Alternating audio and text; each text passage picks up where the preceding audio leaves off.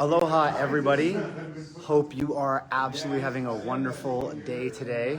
Just got here to Kansas City, and here in beautiful city. Got to go around a little bit and just see some things. Supposedly got some snow coming in tomorrow, which, having just come from Erie, that should be pretty easy to deal with, to cope with. And so just wanted to thank you all, for those of you who are joining live, and if you're not and you're watching the replay, that's awesome. And those of you who I haven't met, my name is Dr. Matt, and we are running an event here in Kansas City. In fact, we got all the assistants. Hey, you guys, say hi. Hi. Look at everyone there. Ooh, that's the team. That's the assistants. We're getting everything set up right now, getting everything ready to get rolling with the NLP training here. We do about 20 plus of these events a year, and very fortunate that we get to come to a new city. Meet some new people. And every week I sit here, I think, okay, what can we talk about? And I think one of the things that would be so helpful for all of you would be to talk about something that comes from Huna. Last week I talked about a little bit of NLP, and now I just want to talk a little bit about some Huna concepts. And one of the concepts is called the Law of Inertia. So I bet you a lot of you have heard of the Law of Attraction. And people hear about that. It was really big for a while. And we teach the Law of Attraction, but you got to know some other things before you can actually get the Law of Attraction to work. And one of them is called the Law of Inertia. The Law of Inertia is this idea that you build up momentum the more you do something. So let's take working out for a moment. I didn't get my workout in today. I'm always transparent with that. I had a low point with my physical health back in the 90s, hit obesity, and always working on improving my health and getting better. Well, in the beginning, when I first started working out, I in my mind, right, I was a varsity athlete in high school, and in my mind, I'm thinking, I can totally work out. I'm going to work out 7 days this first week. And this is back in, I think it was 2008, where I really got rolling with my workouts. So I set this goal. I teach goal setting, right? So I set this goal. I'm going to work out 7 times this week, 7 times. And I did my first workout, and it kicked my ass so big time that I didn't get another workout in for a couple of days. And then I did something really silly, and that is yoga. Now, I love yoga. If you love yoga, just play along with my joke here. What's that yoga pose that is uncomfortable? And then usually someone from the audience says, all of them. Yes, that's correct, all of them. Then I did some yoga, and I stretched my hips out in a way that, I think I started to weep. By the end of the first week, I only got 3 workouts in. That's it, 3 workouts. It happened. I had to build up momentum. So after a month had gone by, I was up to about 5 or 6 workouts. And then I began to get more into the groove of things. You see, there are 4 steps to learning, right? The first step to learning is conscious incompetence. That means you don't even know that you don't know. No, please forgive me, it's unconscious incompetence, where there's not even awareness at the unconscious level.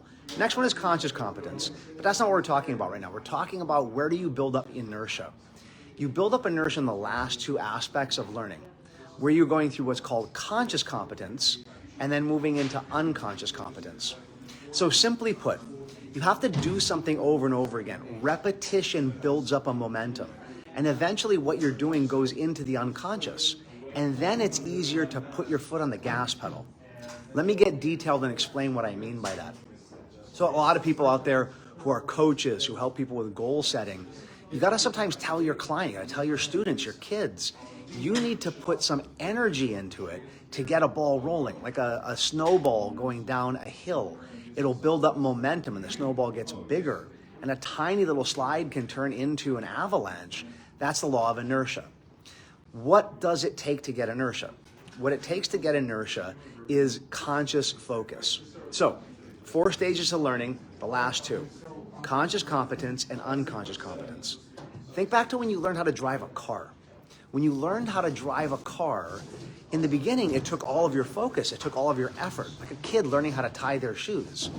Well, eventually what happens is the behaviors that you're doing go into the unconscious, and then they become automatic. They become natural. They are a lot easier at that point to guide and to direct. So working out, taking this back to the concept of working out. When you first start working out, you're thinking about what is the form that you need, how much weight should I be using. You're like really overthinking things, and you're not actually in your body, you're in your mind. So then you begin the workout. Well, after you've done it enough, so for example, push-ups. First time you're doing push-ups, how am I holding my shoulders? This feels weird. You're thinking about a bunch of things. Well, what eventually happens is, as you work out more and more, the behaviors that you're doing, when they go into the unconscious, they become automatic. And that way, you're then able to take your mind and focus on something else. Big mistake that people make at this point.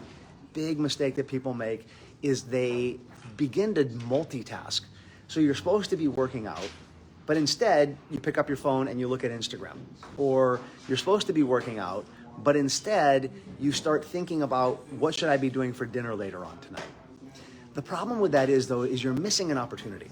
And this, I think, is the biggest part of the concept of the law of inertia.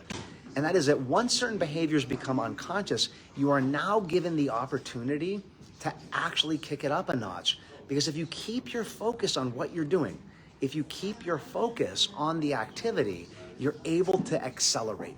You're able to push a little bit more and to be more in the zone of what it is that you're doing, right?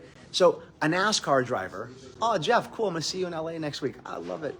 So a NASCAR driver doesn't sit there and go, I got this shit down. I'm gonna be driving around the track. It's gonna be super easy. Let me pull up Instagram while I'm driving on the track. No, that doesn't happen. Neither does a pro. A pro takes that opportunity once they begin to have the behaviors at the unconscious level to really get into the zone and push themselves. Whether that's the Olympics, which are going on right now, or athletics, right? One of the assistants that is here, his name's Chucky, and he was in the Super Bowl. And I bet you he'll tell you, look, when you have that opportunity to push that pedal down and to get that momentum, you take it. So, law of inertia. Let's go over a couple of quick tips, and then I'm gonna wrap up and I'm gonna go help the team set up here. So, as you're going through the learning curve, give yourself a break. Give yourself a break, be kind to yourself. Know that in time, the behaviors are gonna come in at the unconscious. I had to be kind to myself when I first started my workout regimen and build up that momentum.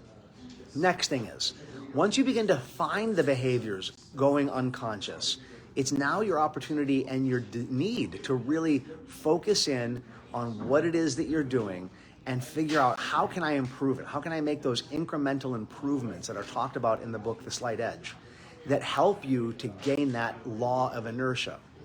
Then, as you begin to build up more and more momentum, just really focusing in on harnessing that, riding that wave, and having an amazing experience of it. Beth, really cool to see you. I saw the shout out there, and I saw a couple of other shout outs. Thank you all so much. Hope this helps. Quick little tip. I'll be seeing you next week, Wednesday. I'll be in Los Angeles when I do our next Facebook Live. And for now, going to go help the team get set up. And those of you who are going to be in Kansas City, looking forward to seeing you tomorrow. And those of you who are going to be in LA, see you guys in a week, okay? All right, aloha.